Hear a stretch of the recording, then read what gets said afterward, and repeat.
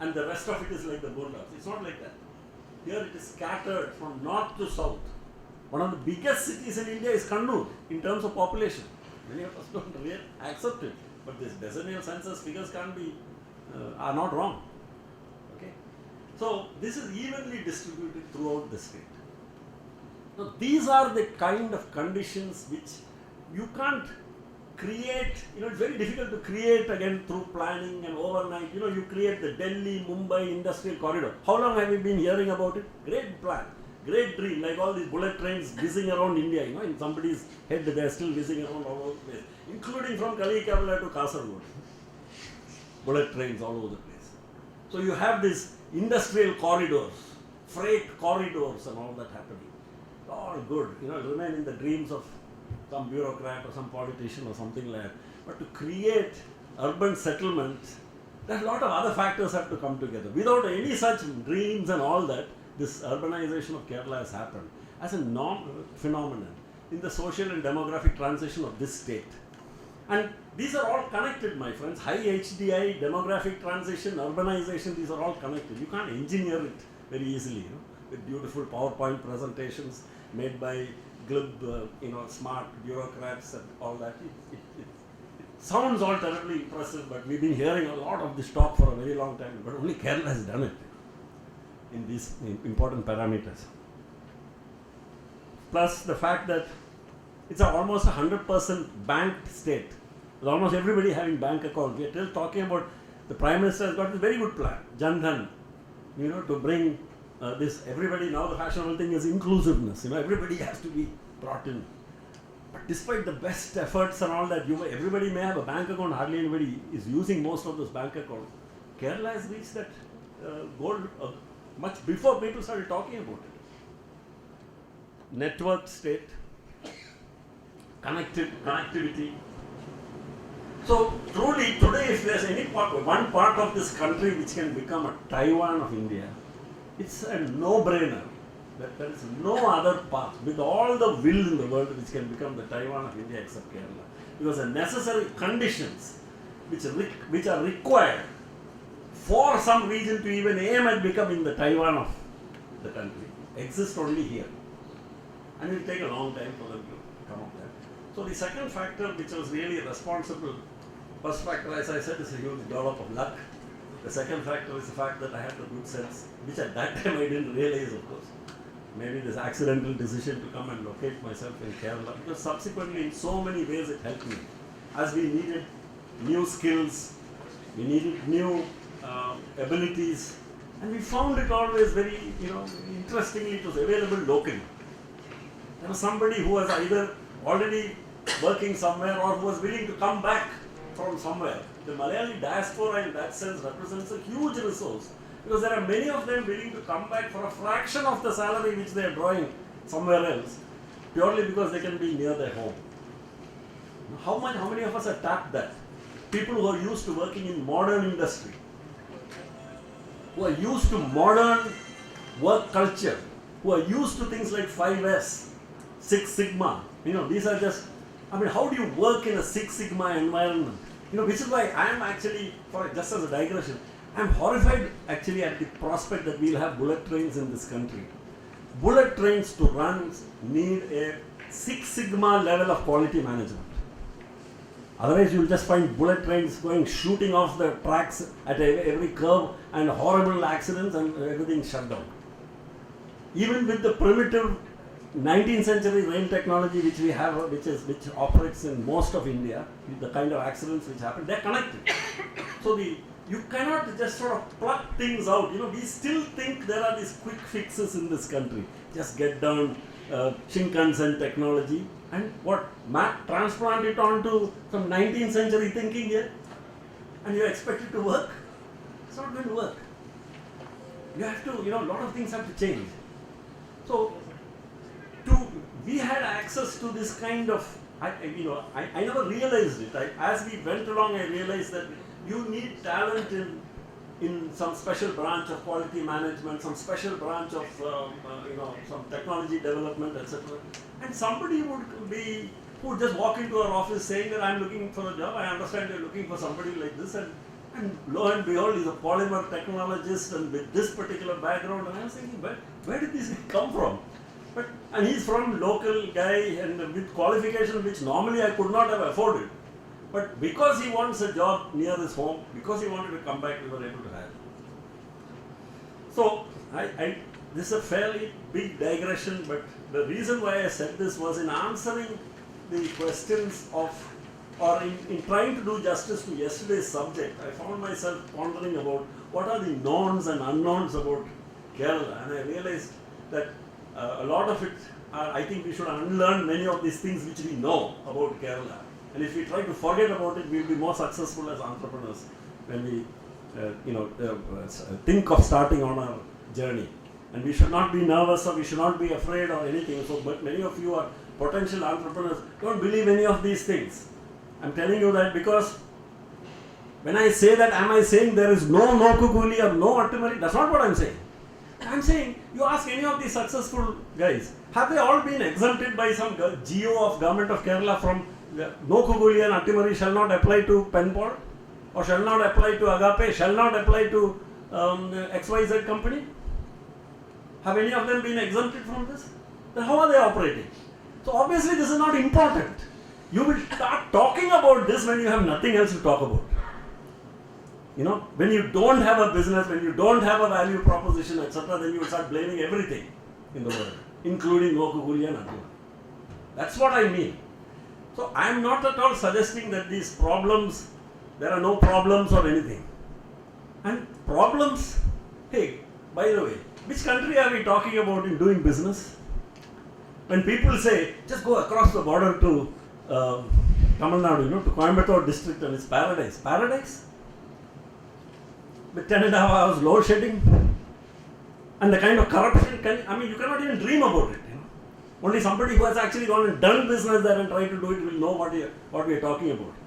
What is this country we are talking about just beyond the Kerala borders, which is so good that everybody should fly away from here? In the ease of doing business study conducted every year by the World Bank, there are 175 participating countries. You have to agree to participate because you have to disclose some information if you want to be ranked. Many countries are ashamed to disclose their information, so they don't. India fortunately joined So at the last ranking in this, I think India was 148th out of the 175. The best is on top, by the way. Best is number 1, 2, 3, etc. I think I'll come to that also. India was 148. So beyond the border of Kerala, you pass Walayar checkpost, you are not in Singapore, you are in the 148th country, which ranks below Rwanda. Have you heard of Rwanda? Where the genocide, the Tutsi genocide took place. Some country which none of us, I can't locate it on the map of Africa. Landlocked country with hardly any resources. We rank below Rwanda in the ease of doing business, my friends. And this is what all the well-wishers are telling you. Just go across the border to Walayar and everything will be okay. That's it. So things are not very much better there. That's all I'm trying to say. So it's better to stay here and do business here. As many of us have discovered, you can do damn good business here. Now what I'll come to is, I don't know how to change it to my presentation. Is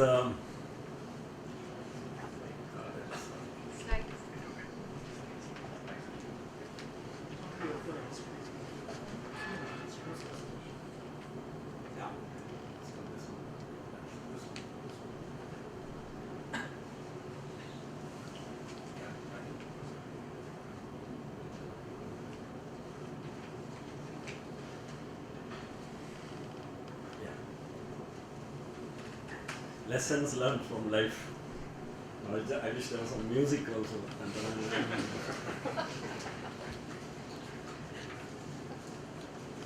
I think let's go quickly into it. So first thing is, why I think I thought of sharing these lessons with you is, see, our education system leaves us with some misconceptions. We think what we read in a book is something we are learning. That's something we read about in a book. It becomes learning after it only goes through certain transformative processes happen inside us. Nothing to do with the book outside. So mostly, the most effective methods of learning are when you learn by doing. I tell people that you can't learn to, when I talk about this subject, I may not say that to you, but it's funny, so I reflect on it, and I feel it bears repetition is, you can't learn swimming by getting a distinction in hydrodynamics, paper, or flotation and the Archimedes principle and all that. You get a distinction, you get A plus or whatever it is in that theoretical paper, and next day go and dive into the deep side of your local club swimming pool. What will happen? The next day's Malayalam Manoram will say, this is to announce that Balagopal had this misunderstanding that a theoretical knowledge of laws of flotation is adequate to equip one for swimming. The funeral will be held day after tomorrow. Isn't it? Or if you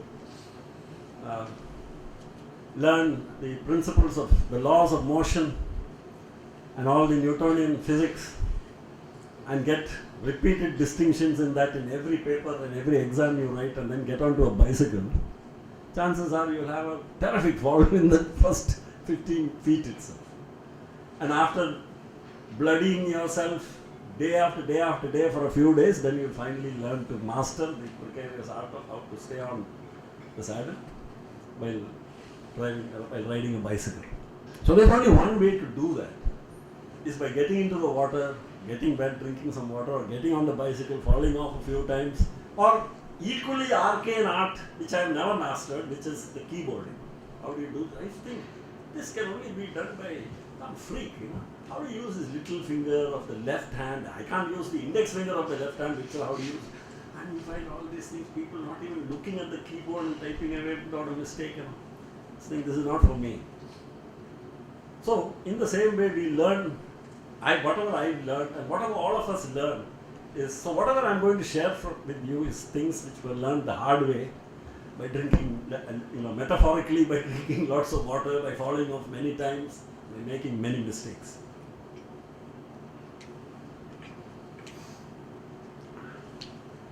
Then the other thing which I must say is, I've listened to,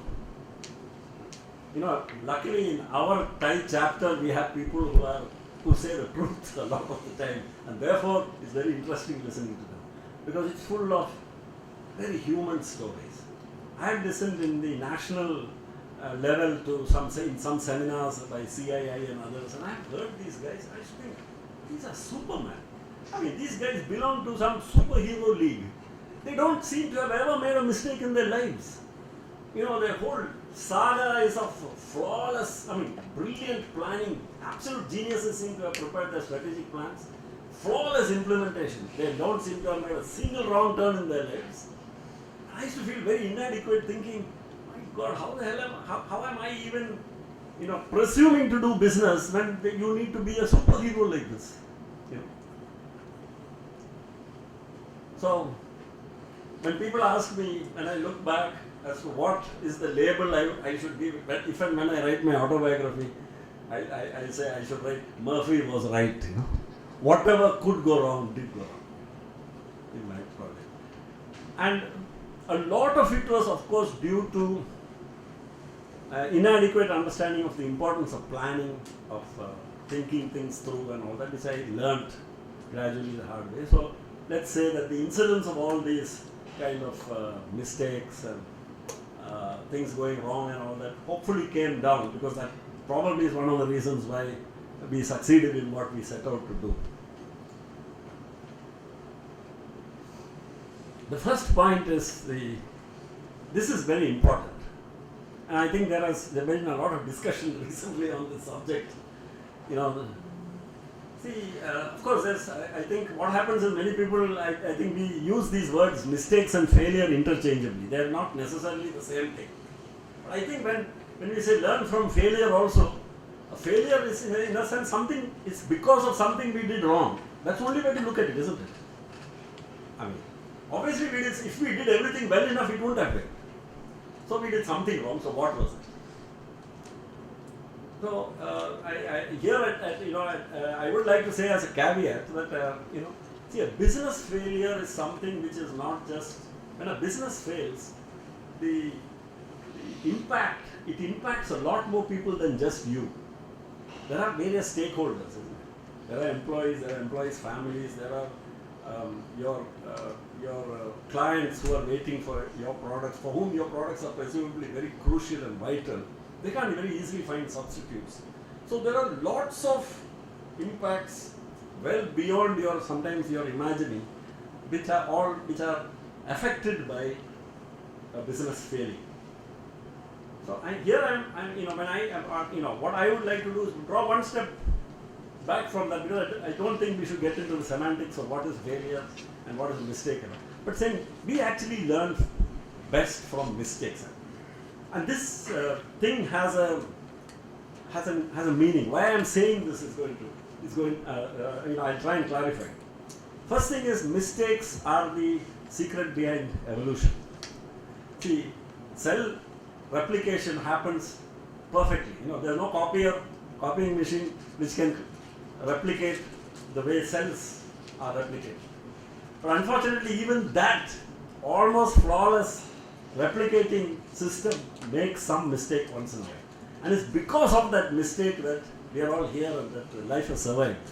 Because when sometimes, some deadly virus or deadly infection or some affliction comes which can wipe out all living forms of a particular strain, it's a mistake which survives. And the mistake was not intended in that sense. The mistake just happened. And then the mistake multiplies, and because only the mistake can survive, everything else is wiped out by that affliction or infestation or whatever. So evolution, the secret behind evolution is error. And error was the thing that evolution's method was trial and error. It's constantly going on all the time. So don't be afraid to try out new ideas. That's one thing which I learned the hard way. Most of what we try out will fail. But we should never hesitate to try something, because if we hesitate to try something, we will never try it. We will never know what that thing is going to be. There is no way conceptually to know will this succeed or not. There's just simply no way. Only one way there is to try it. So learn from such failures and move on. Learn to be tolerant of failures. See, we find people, managements mostly, senior people, bosses are all saying, be innovative. Yeah, but what if my next innovative effort fails and the company loses $500,000? Will my boss still pat me on the back saying, well done, Balagopal, now go out and lose another $500,000? No, you will know exactly what it is. So a lot of these things are empty slogans. We don't really mean that. When we say be innovative, but don't waste ₹1 of the company's money. That is not said. So if you want to be a truly innovative company, you must also be tolerant of failures. You must be a company where people are unafraid to express themselves, their views, etc.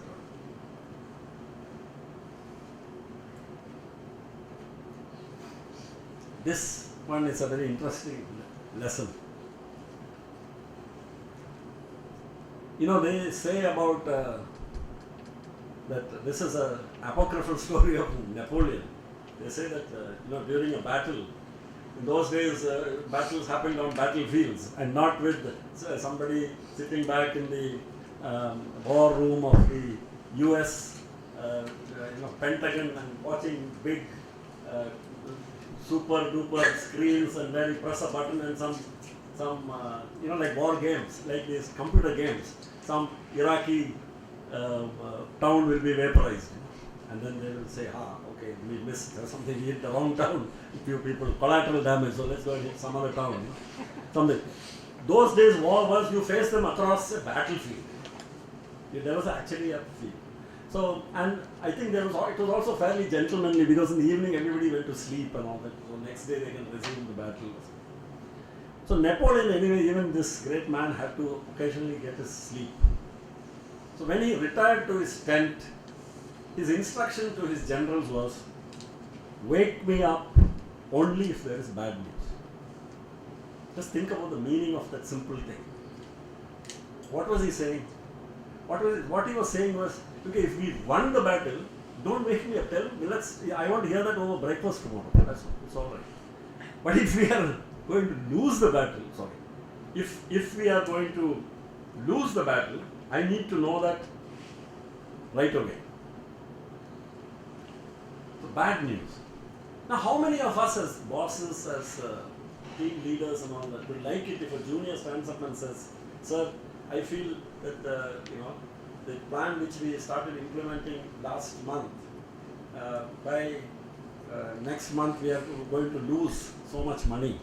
So don't you think we should do So he's forecasting that you're going to have problems for something which is probably the boss's favorite project. Do you think this guy is going to get brownie points, he's going to get a promotion for coming and saying that the boss's favorite project is not going to do well, is going to do badly? He's giving him bad news. Nobody wants to be the messenger, isn't it? When it is bad news when you want to convey. So what happens when you delay hearing it? The earlier you hear bad news, the better your chances are of taking corrective action, isn't it? So logically we all know it's good that we hear the bad news as early as possible. But how many of us really like to hear bad news?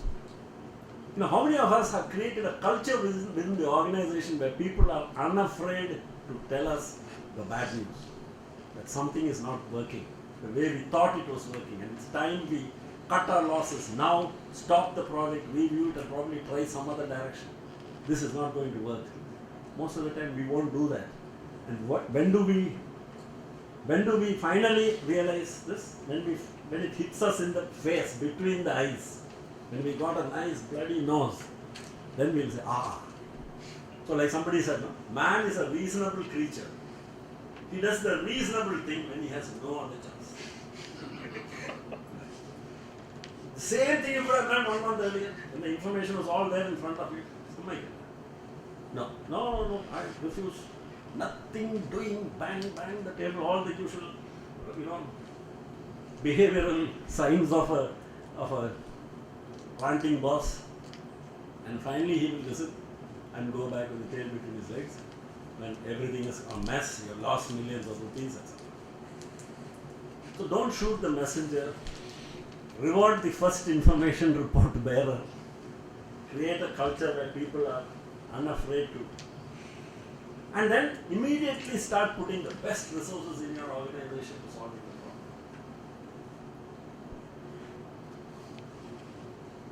problem. We found that,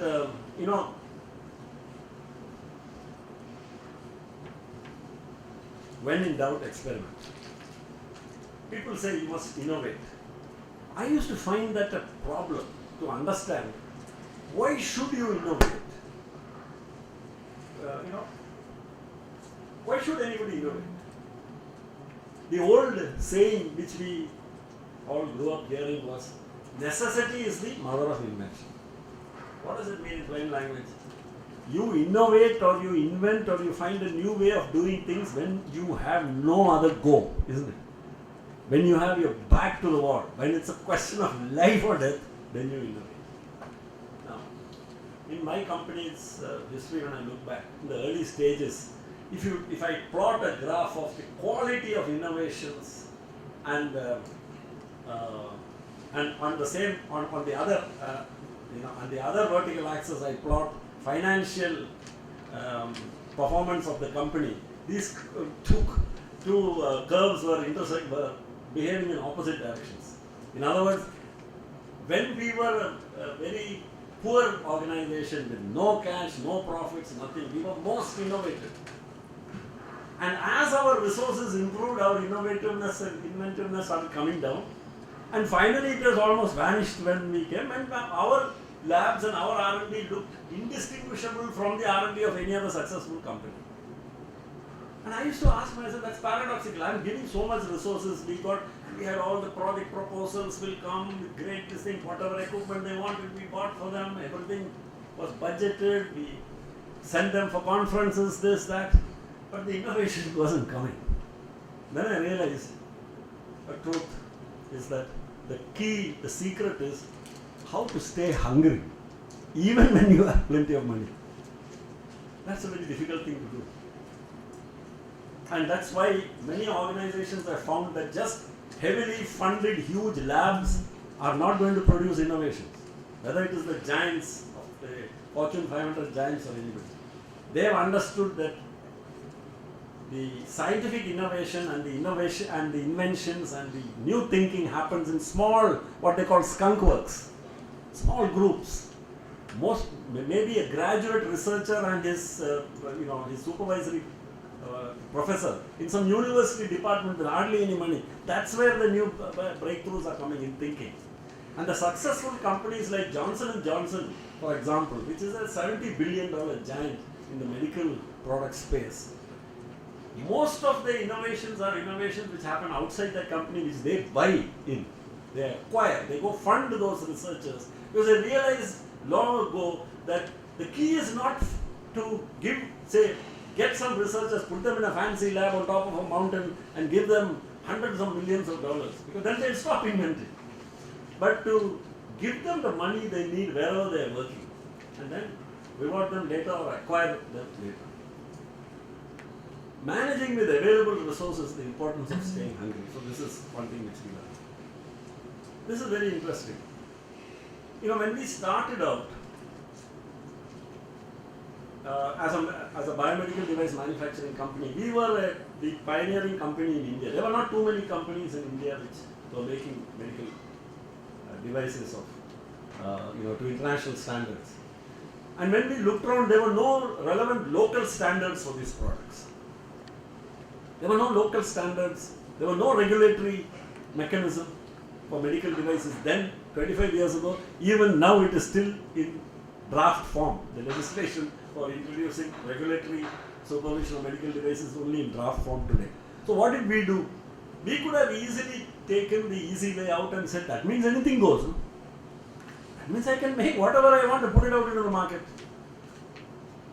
Instead, what I did, I remember that time was, I asked Dr. Valieta, who was the director of Chitra Institute, I said, sir, can you suggest a standard which we can follow, even if there is no standards in India? So, typical of Dr. Valieta, and he said, Balagopal, since you asked me that, I am going to suggest the strictest standards in the world, which are the UK DHS standards. So, he was like my guru, so I said, sure, so we'll take it. Now that was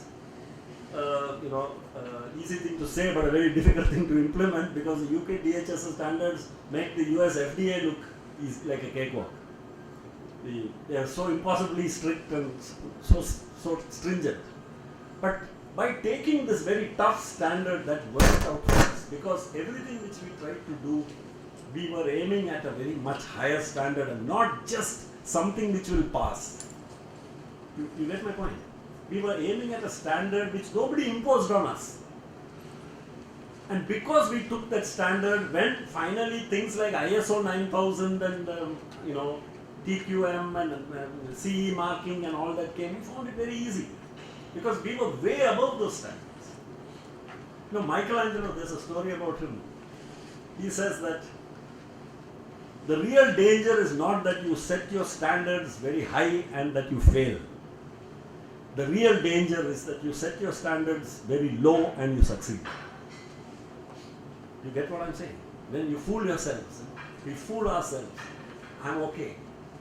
My standard is fine. I'm complying. With what standard? Something which I set so low. I set the bar so low I can just walk over it. It requires no effort from me. So I can fool myself, but I can't fool the competition, I can't fool the industry, I can't fool I can't fool business.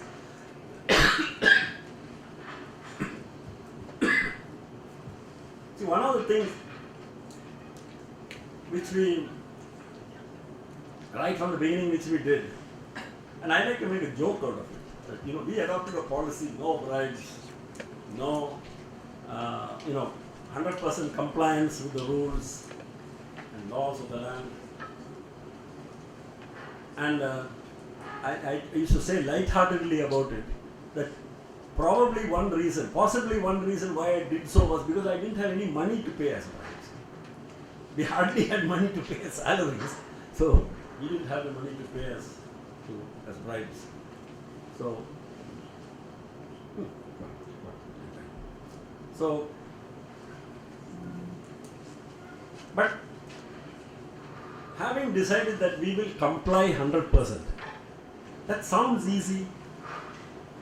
So, and some of us may think, yes, we understand what are the difficulties of such a policy. So, if you say, I'm going to comply, okay, it's difficult, sometimes you may find it difficult. No, let me explain exactly how difficult it is. The Factories and Boilers Act, like somebody said, every factory with a factory's license thinks they are complying. Are they complying or they have a factory's license? These are two different things.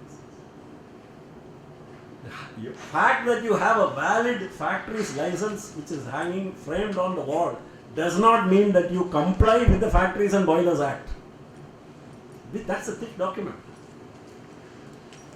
containing a lot of pages of closely printed text which relates to every aspect of the occupational safety of people working in your premises. Do you comply with that? So, I noticed that when we talked about statutory compliance, we had a report which we used to put up, our company secretary used to put up saying, there are some 35 statutes or something, which, various Factories Act, Pollution Control Act, various things like that. And all those regulatory things, they say complies, the word which was used was complies, and everything was ticked. So then I had this doubt and I called our key people over and said, I don't understand, how do we comply with this act? And I said, pollution control license is valid. No, I said, that's not it. If you take the pollution control rules, it says certain things about liquid, discharge and solid discharge and gaseous discharge, and those must comply, etc. Have we got a system for checking this periodically by ourselves and satisfying ourselves that we comply? When we start looking at it like this, we find we don't comply. Most of the things we are actually not complying. These are the invisibles. And they are actually hugely beneficial to the organization if you start really looking into it. But they also put a lot of onus on the management and the company. See, like if you say you comply with the firefighting rules, it's not just a question of putting a hydrant where everybody can see it and three buckets painted red with the fire written on it and sand inside it. What kind of fire protection is that? You read the relevant rules there and you will find, or get it audited by an expert on protection against fire, and you will find that your factory is a disaster waiting to happen. But how many of us do that? We don't go behind these things, and actually there's a lot of benefit because we developed a safety culture within our factory because of us, people from the senior management also reading all these rules and finding that there's so much to do. Then the thought, it became like, how could we expose our people to working in such conditions? We need to remove this problem, that problem. The more we thought about it, more and more things started coming out. We need transparency in all dealings, keep stakeholders fully informed. Then, the problem with adopting such a policy is you must be prepared for the fact that you are making a lot of people unhappy. If you are not going to pay the usual hafta and the usual stuff and all that, there are a lot of people who feel entitled to these payments and will start deciding that they should teach you a lesson. So you must be prepared for some unwanted attention. In the early years, I think the first 5 to 10 years, we were subjected to more minnal parishodhana by the Drugs Control Department and various government departments than almost any factory in Kerala. We were probably so dumb we never learned our lesson. We refused to learn our lessons, and finally they gave up. They stopped wasting their time, and we never wasted our time. So this is something which I hold up not as a thing. I'm saying that because, frankly speaking, I didn't see what we would really gain by succumbing to this pressure. Let me just put it like that. And I found that we gained a lot by not succumbing to these pressures because I didn't want my managers developing expertise in all these wrong things. And instead I thought they should develop expertise in ensuring that we fully comply. and they were held accountable for ensuring that we fully comply. And actually this helped us in another way, is that, see, the great guru of quality, Ishikawa, you heard about the Ishikawa diagram and all that. Ishikawa, like most Japanese, when they talk about very simple things. They don't talk very high funda things in their books, whenever they chose to write a book. So Ishikawa says, the quality journey begins